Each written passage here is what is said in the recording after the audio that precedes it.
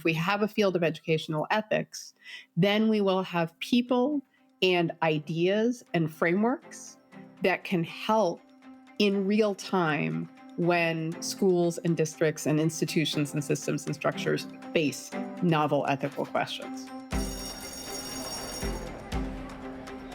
Welcome to Schools In, your go-to podcast for cutting-edge insights in learning.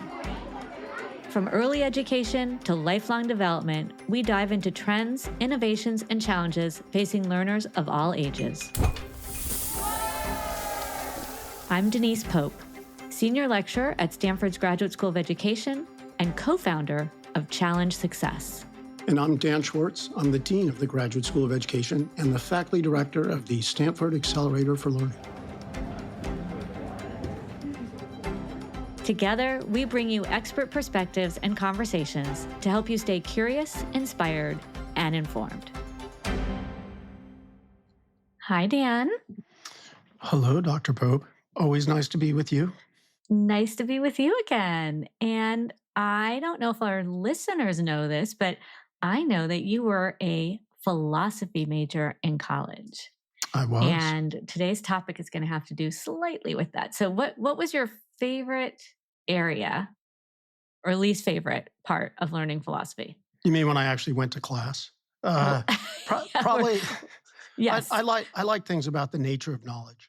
The nature of knowledge. What does that mean? How do you know? How do you come to know? I kind of like those. You want to know my least favorite? Yeah. Ethics. Oh, Dan. Ethics was really tough.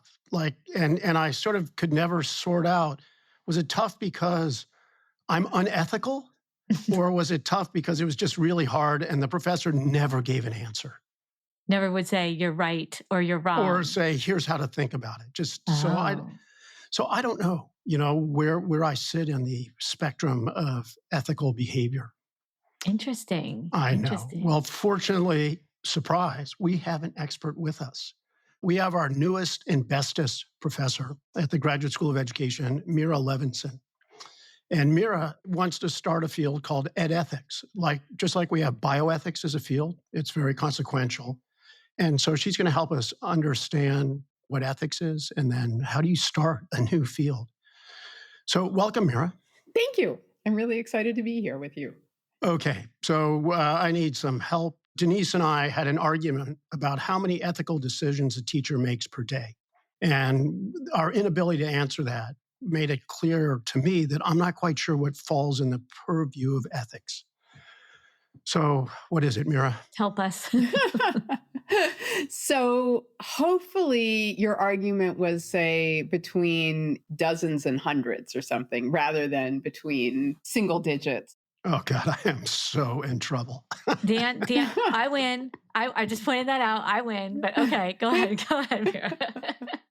So, ethical questions are ones in which we are thinking about values. What values are we living out? What values are we trying to achieve? What values are we trying to model for our students, for our colleagues, for our parents, for our administrators?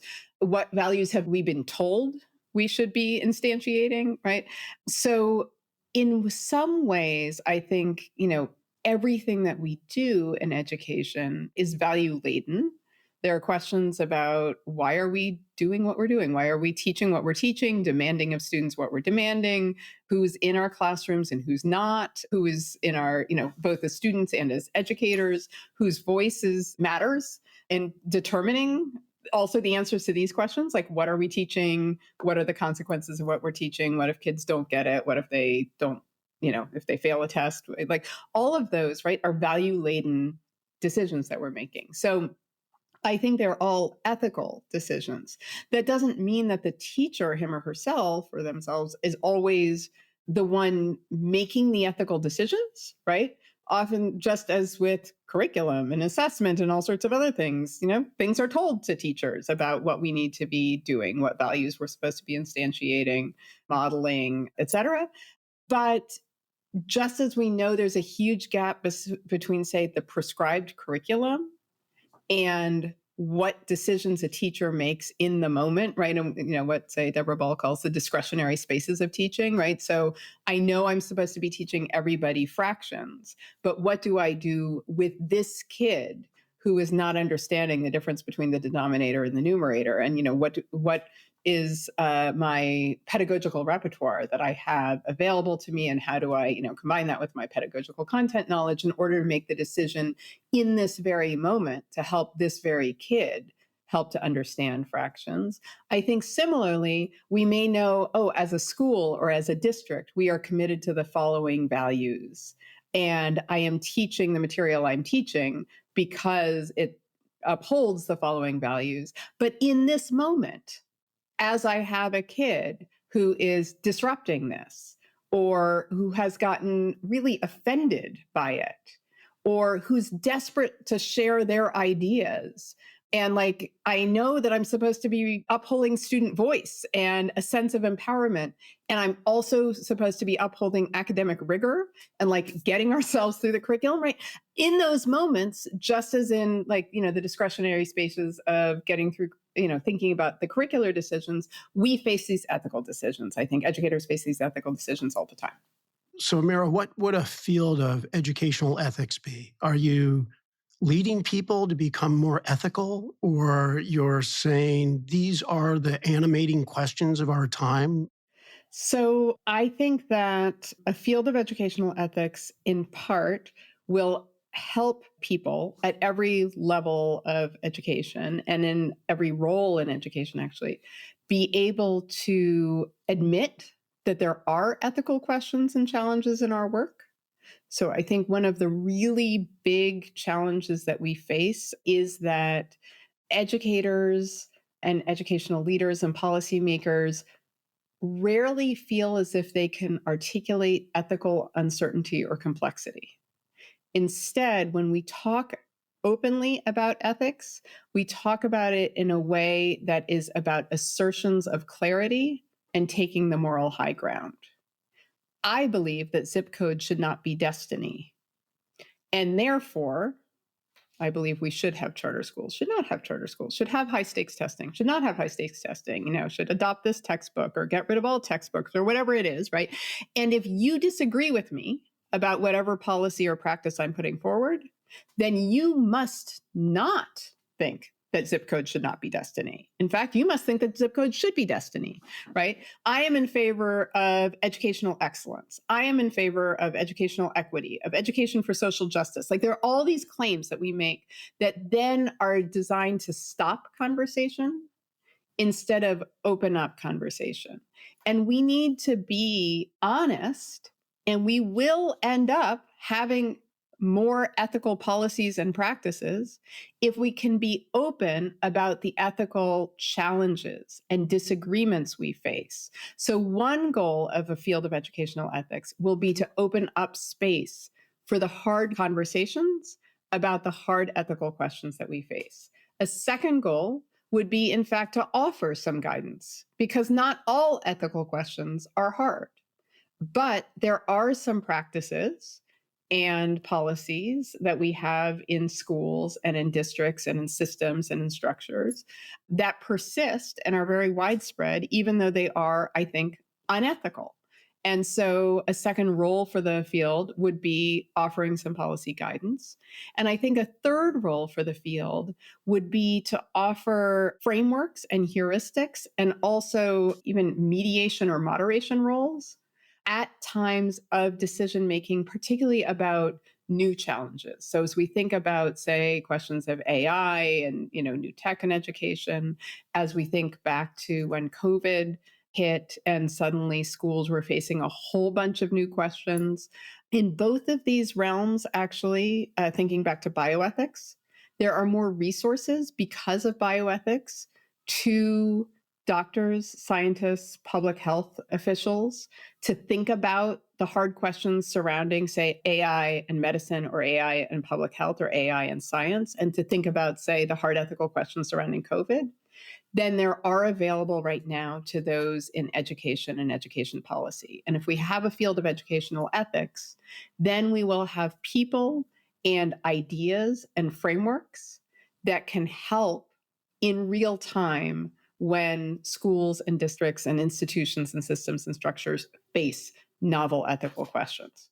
I think that's super exciting. I'm jumping out of my seat with excitement. I hear a lot of times from parents and families, why are we getting all into this in school? Why can't we just go back to math and reading and writing and take all of the controversial stuff out of it, right? And they think that there's no values associated. And let's just go back to a time when there were no when it was just, not value laden. And education has always been value laden.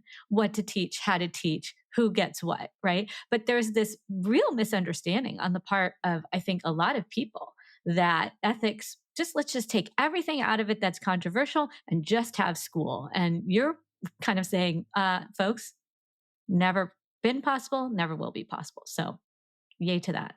So, Meira, I'm more of an experiential learner. So, is there any chance you could lead us through kind of an ethical scenario, and then Denise can point out all the ways I'm wrong? I do that really well. Yeah, I bet that you do, Denise. I can do that. Sure. So we have a website, justiceinschools.org, that has actually about 50 cases online to help educators, students, parents, school leaders, policymakers talk about the hard ethical questions that we face. And one of the cases on there is actually a micro case. So here, I'm just going to read it to you. While I'm reading it to you, what I want you to think about is, what are some of the dilemmas that you think any of the characters in this case are facing, and why are those dilemmas for you? And by dilemma, I'm going to mean just a hard problem where there's not a clear right answer because there are, say, different values that might be in conflict with one another. Okay, so here's the case.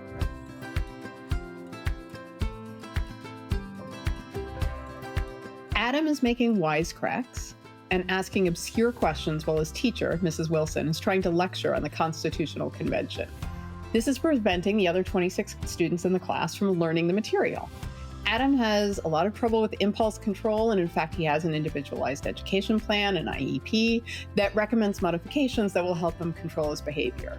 But the paraprofessional who usually helps Adam went home sick after first period, and Mrs. Wilson did not have any time to modify the lesson before Adam came into her third period.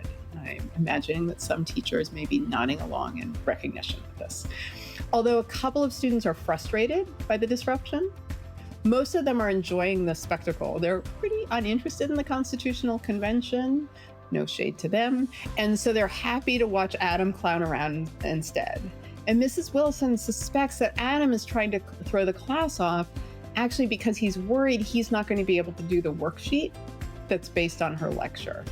Adam's reading skills are among the worst in the class, and the students know that they're soon going to have to tackle a challenging excerpt from the Federalist Papers. And so she suspects, again, Adam's trying to prevent them from getting to that point. All right, that's the scenario. I know what I would do. No, I didn't ask you what you would do. Oh. That wasn't my question. That's why I told you what question to be thinking about when I was reading you the case, which is, what are some of the dilemmas that any of the characters in this case are facing, and why do you think they're dilemmas? Denise, why don't you start us off, since it sounds like you might have listened to the instructions a little more carefully. Okay, I'll start us off. The teacher has a couple of dilemmas, but one dilemma is what to do in the moment and how to get Adam to stop the disruptive behavior and get the track on class. That seems to be an obvious goal of hers, and there's a dilemma on how to do that and if and when. So can I ask you, Denise, yes, that's certainly a challenge. Why is that a dilemma, do you think? Well, one, Adam has an IEP. So the school and the teacher are legally bound to offer modifications for the child, and the person who's usually there to help the teacher isn't there. Mm-hmm. So I think the dilemma, usually I, as the teacher, can say, hey, so-and-so, help me out, right? But now I'm solo. And so I don't know the best way to go about it to stay in line with the IEP, let's say. and my goals for the whole class. Great. Yes. So in part, we have this like legal responsibility to Adam that may be going against what Mrs. Wilson is valuing in terms of the rest of the class. Either aside from or in addition to the legal responsibility, do you think Mrs. Wilson has any other sort of values or obligations or sense of responsibilities to Adam? Yeah, I mean, she knows Adam has trouble with this. I mean, that's not like he's with malicious intent doing this. Mm-hmm. So I think there's that, I want to do what's right for him and I want to do what's right for 26 other kids. And right there is a clashing. Great. Okay. So thanks, Denise. So we have some challenges about, say, legal responsibilities and moral responsibilities. We then also have some challenges around, say, her ethical obligations toward Adam and her ethical obligations toward the rest of the class. And, how do you think about the needs of one kid versus like the whole class? And, maybe that's just a utilitarian calculus. But also, given that you talked about the learning challenges that Adam has, it may also be that, there are questions about, it's not just the one versus the many, but what about the learning challenges of this one as compared to, potentially the lesser learning challenges, although there are probably other kids with IEPs, right, among those other kids. And how do we balance among those? I was going to say, and what does it look like for a teacher to react in a certain way to a certain kid? You're also modeling to other children in the class how you react to someone with differences. Great. Yeah. So that's terrific. Dan. I'm going to make a couple of assumptions, but I'm thinking of Adam. So Adam, a high value for him is saving face, which is situated in a larger set of social values. But I think he also has a value for actually wanting to be able to do the content. And so the fact that it's set up so that he'll be frustrated with it makes it very difficult for him. And does he have a value? I'm not sure that he has a strong value about what's happening to the rest of the kids' experience. He might say, I can't do this very often because it'll ruin it for everybody else. But he may not. He may just be so worried about saving face. Well, they're also giggling and laughing. So he's getting a positive reinforcement of a kind from all of the kids in the class. So in his head, he's getting laughter, he's getting giggles, he's getting positive attention too. Yeah. And I think there are real questions about, even if Adam cares about sort of learning and getting academically better in general in Mrs. Wilson's class, neither he nor maybe anybody else in the class really knows at this point why they should care about the Constitutional Convention in particular. Is that a pedagogical issue? I mean, so it's like she shouldn't be lecturing on this in this way. We don't know. I mean, we don't know how far she got, right? Like, right. I mean, it may be that it was a great, super interactive lecture. Who knows? So my challenge is that as we bring up more and more and more and make them explicit, my working memory gets overwhelmed and I get paralyzed. So my desire is I'm just going to come up with a solution that I think satisfies as many constraints as I have in mind. Now, I have a good solution to this. I do. Oh my God. All right. Wait, do we want to hear it? Use Adam's disruption as a sort of an analogy to the Constitutional Convention and sort of elevate the conversation about that with him, sort of playing a role. It might work. It's worth a shot. No, this is really interesting. So the idea is that we can get educators thinking about these cases. And is the thought that when they've now gone through 50 of them, when they hit the 51st case, which is theirs, they're going to be able to do a better ethical analysis? So a few different things. First of all, going back to your cognitive overload claim, I agree. Endlessly complexifying does not necessarily help one either make better decisions or, you can't keep all of that in your head. However, it's not just a choice between saying nothing about the ethics and endlessly complexifying, right? And what I'm trying to do is move us from basically not talking about the ethics at all and talking solely about what are the legal requirements around IEPs and like around classroom management, right? To like taking some of the ethics into account. So that's number one. Second of all, we do not expect people just to march their way through 50 cases. Part of the reason we have so many cases on our website is because there are a lot of ethical issues at stake, right? So there are ethical issues around classroom management, around assessment design, around what do you teach in the classroom and who should get to decide. So in part, we do want to help people think about and talk about and open up the conversation about the ethical challenges that we face in some big domains within education, right? And the other thing we do want to do is help people develop practices and dispositions, right? Frameworks for thinking, have some heuristics at hand and some shared language at hand, so that then when they do encounter novel ethical challenges, which they will all the time, they have tools to be able to actually identify this as an ethical decision and then talk about what the ethical elements are with others, and then ideally make more rather than less ethical decisions. So if you and I and Denise have talked about this one, right, not only have we started thinking already about discipline, about special needs, about, say, the social studies curriculum, but we've also started identifying certain kinds of possible trade-offs, the one versus the many, which comes up in so many decisions in education, in a classroom, but also in a district, right? The one school among the many schools, right? And in a state, the one district among the many districts, or the one community among the many communities. We talked about tensions between legal responsibilities and other kinds of values we're talking about. And Denise raised the question about not only what values Mrs. Wilson was trying to achieve, but what it meant to model those values. And we didn't have time to get into this, but how would the students interpret her behavior versus say, what was her behavior intended to do, right? And so thinking about what values am I teaching to my students? Am I teaching that, say, one student is disposable?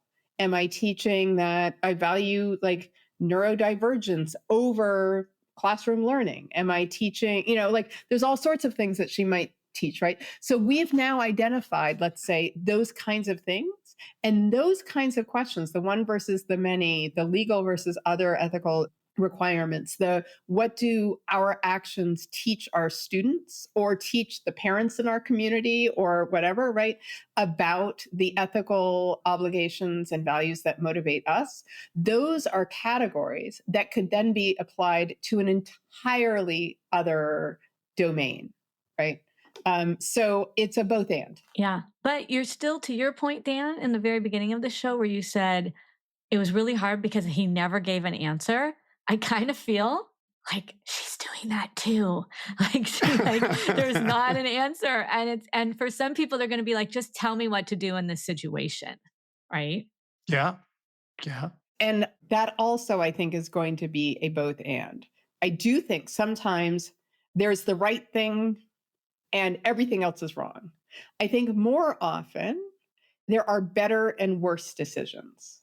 Some actions are totally off the table, right? Mrs. Wilson cannot publicly embarrass and demean Adam as she kicks him out of the classroom. That would be an affirmatively bad choice. I would say the majority of the world would agree with. Yes, right? Exactly. Because it's like whose values get privileged here.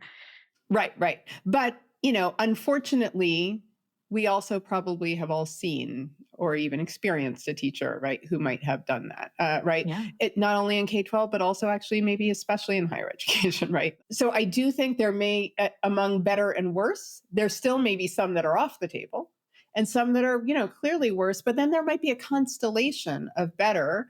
And there's that constellation because, this response upholds this set of values, but sacrifices this other value, and then vice versa, right? And so we have to recognize, okay, there is not a best response here. That's not to say there's never a best response, but there's not always a best response. If you could give any advice to teachers or parents out there, what might it be? Hide from AI. No. Recognize that others are also wrestling with the ethical dimensions of their work and invite others in to talk together, because there's just more power and promise working on these things in community than by yourself. I love it. So, Denise, ethics is hard. I've tried to warn you. So what's a takeaway or two that you have from today? You did warn me. You did warn me. Well, I love that Meira has developed cases that get people talking, that there are resources, that there are things that we can do to help educators and policymakers, et cetera, really think about this in a way, even when there's not a specific right answer, just to even show that they should be thinking about this, right? It's just not there's an A or a B here, that it's Yeah. complex and nuanced. I like that a lot. What do you like, Dan? So I have two takeaways. One is I'm looking forward to taking Meira's class. Yeah. I am. These are really tough intellectual terrain that have big consequence. And so learning how to think about it would be great. The second takeaway is more about the human condition, that we're sort of swimming in a world of assumptions that may be conflicting with our values, particularly in specific instances. And so stepping back and being able to unpack those assumptions and the values and see if you can resort them, that seems like a tremendously good goal, a hard one. I don't know a lot of people want to do it, but it seems like a really important one. I love it. And that's a perfect way to say, listeners, start talking, right? All the listeners of this podcast. So thank you so much, Meira, for being here. Thank all of you listeners for joining this episode of Schools In, and be sure to subscribe to the show on Spotify, Apple Podcasts, or wherever you tune in. I'm Denise Pope. And I'm Dan Schwartz, as always.